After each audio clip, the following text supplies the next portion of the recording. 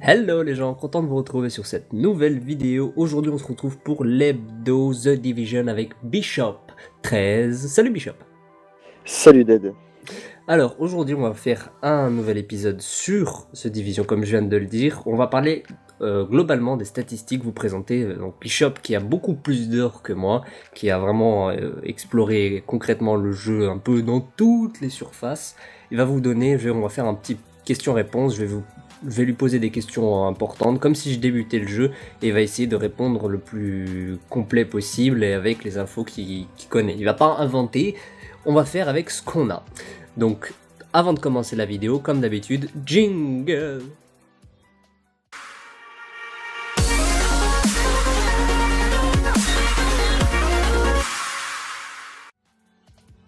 Alors, commençons par les premières questions. On va faire les statistiques primaires. Donc, qu'est-ce que c'est Bishop, les statistiques? Explique-nous tout.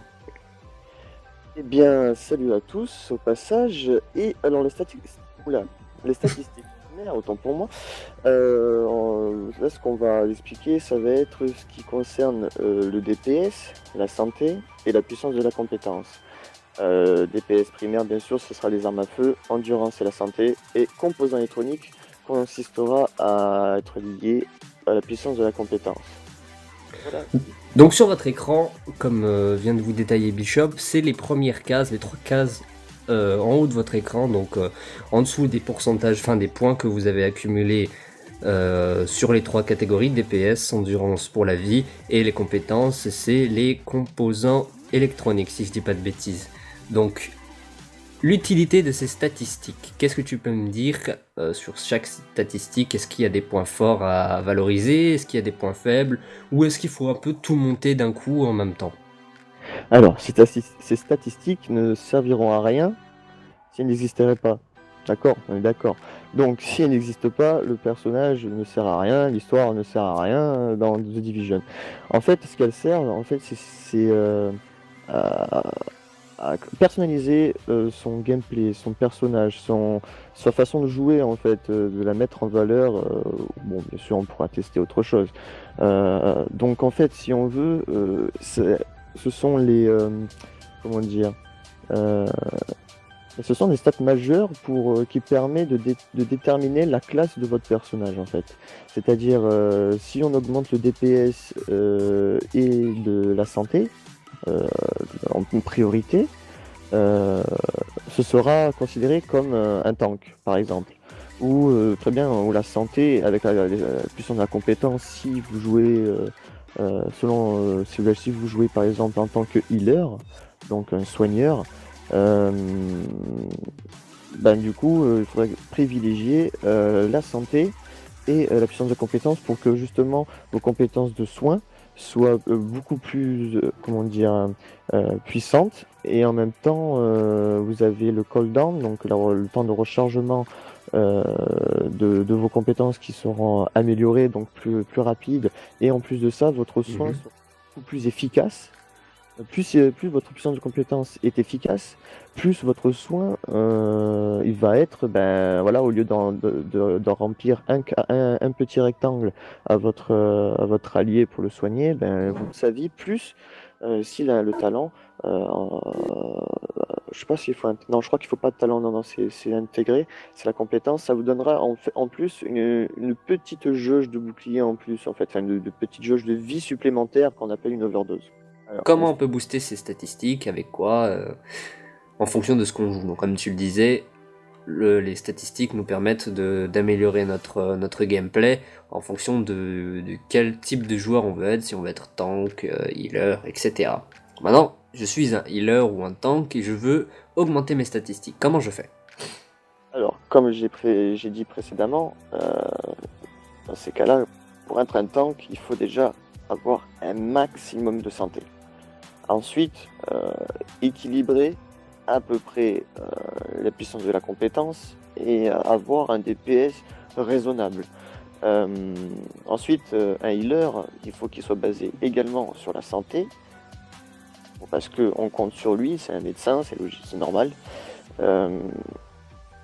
Et après, il faudra aussi augmenter la puissance de la compétence et une priorité également. Donc en fait, il faudrait viser ces deux stats majeures. Et en plus de ça, et en tant que tank, voilà, ça sera santé, un DPS assez raisonnable aussi.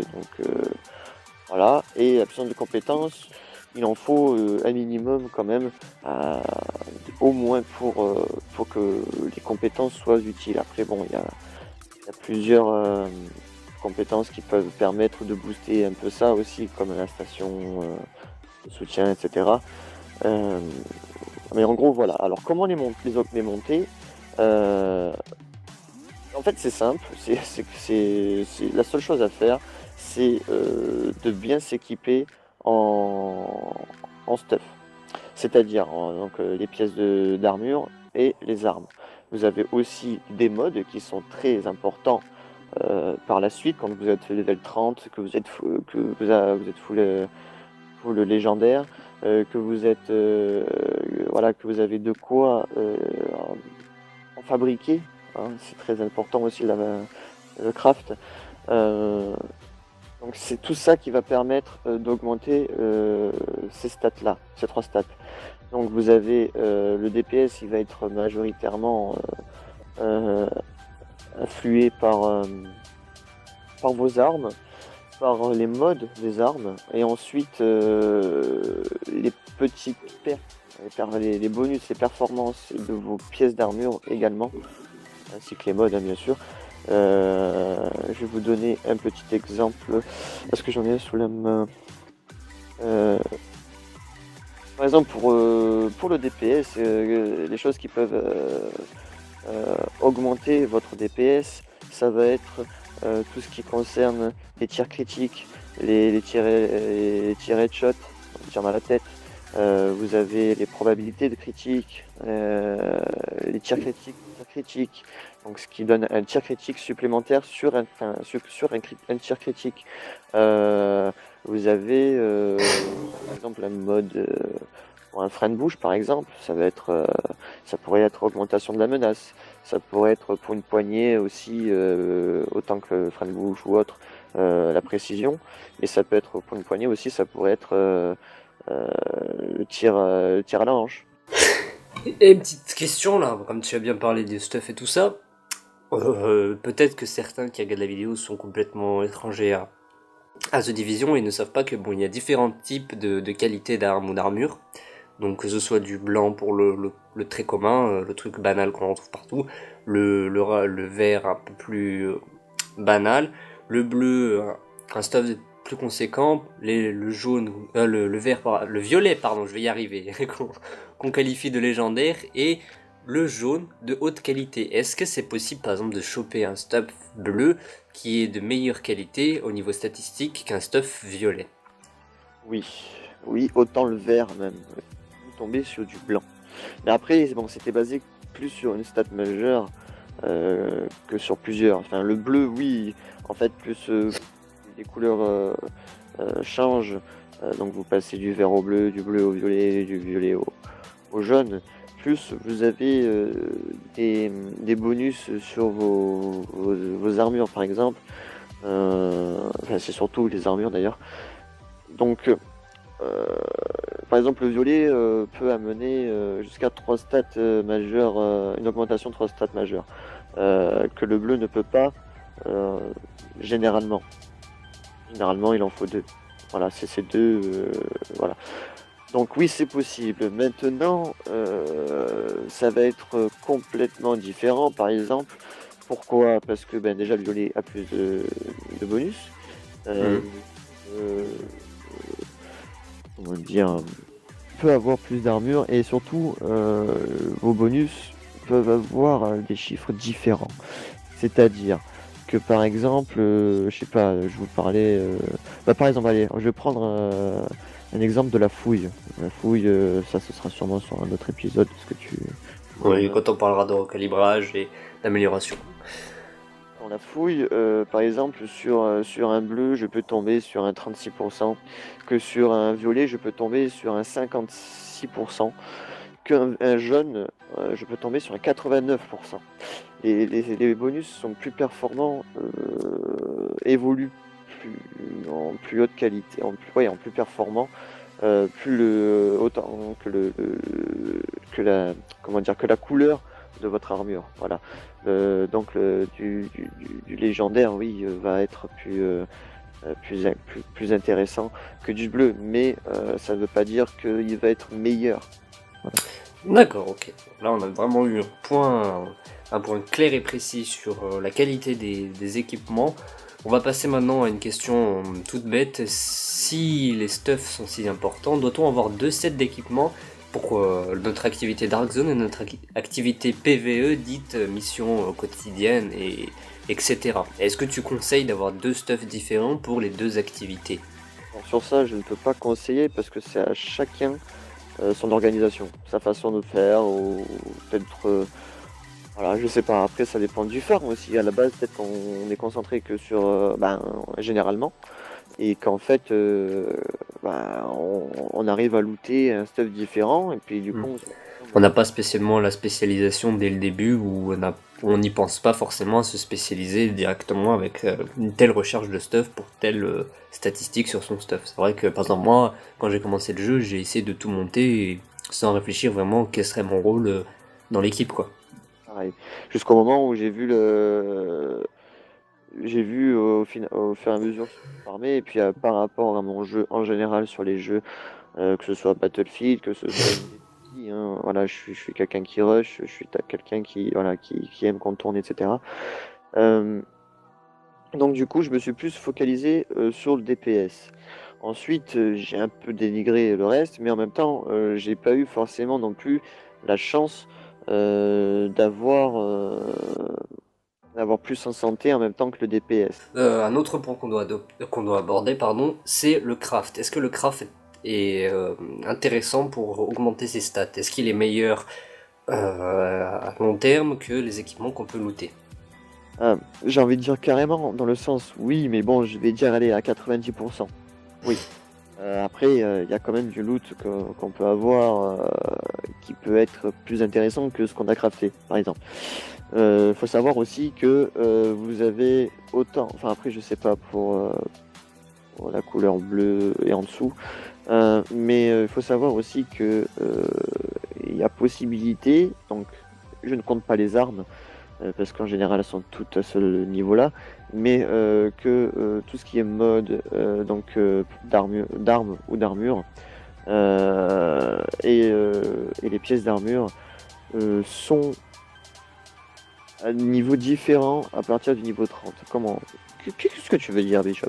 Alors, je veux dire, vous avez deux niveaux d'objets. Vous avez les objets au niveau 30 et les objets au niveau 31. Sachant que le niveau 31, bien sûr, va être plus performant que le 30. Vous avez du 30 toujours plus performant que le 31, c'est possible. Mais en général, il est plus intéressant d'avoir des niveaux d'objets au niveau 31 qu'au niveau 30. Ensuite, donc vous pouvez très bien, par exemple, crafter, donc fabriquer un objet au niveau 30 et looter un objet niveau 31, donc qui va être plus important et intéressant pour vous, par rapport à votre classe, par rapport à ce que vous jouez niveau compétences, etc. D'accord, bon, je te remercie pour toutes tes explications, ton détail, et vraiment, tu as essayé d'expliquer au mieux dans ce que tu connaissais sur les statistiques, que ce soit pour la santé, DPS ou les compétences. Donc là, je pense que tu as vraiment fait un point de vue global en fonction des cas, sur ton expérience propre, en fonction de ta jouabilité, ton gameplay de jeu. Et je pense que chacun doit maintenant adapter son stuff avec les informations que tu leur as apportées. Donc je pense que on a fait un peu le tour de notre review sur les statistiques. Maintenant on va devoir vous laisser pour la semaine prochaine, on vous fera une autre vidéo. Donc on n'a pas encore choisi le thème, mais normalement on en fera une autre qui sera à peu près similaire pour vous permettre de débuter avec un recalibrage peut-être, ou un système pour améliorer son loot, des statistiques de base pour le loot. On verra ça ce week-end et on vous tiendra informé sur Twitter. Donc je vous laisse en description le Twitter, le compte Twitch et la chaîne YouTube de Bishop. Donc n'hésitez pas à aller pendant ces lives The Division poser des questions directement. Ce sera peut-être, si vous avez des questions qui n'ont pas été abordées sur ce sujet, sur notre vidéo, vous y répondra avec plaisir. Je pense, avec les heures qu'il fait sur son live The Division, il y a de quoi trouver votre bonheur, tout en kiffant bien sûr, parce que les lives Bishop sont basés sur le kiff. Donc je te remercie Bishop pour ton intervention sur notre vidéo, et on se dit à mercredi prochain. Pourquoi pas? Allez, à la semaine prochaine. Comme d'habitude les gens, si vous avez aimé la vidéo, n'hésitez pas à partager, liker et vous abonner, que ce soit sur notre compte ou la chaîne de Bishop. À mercredi les gens. Yo!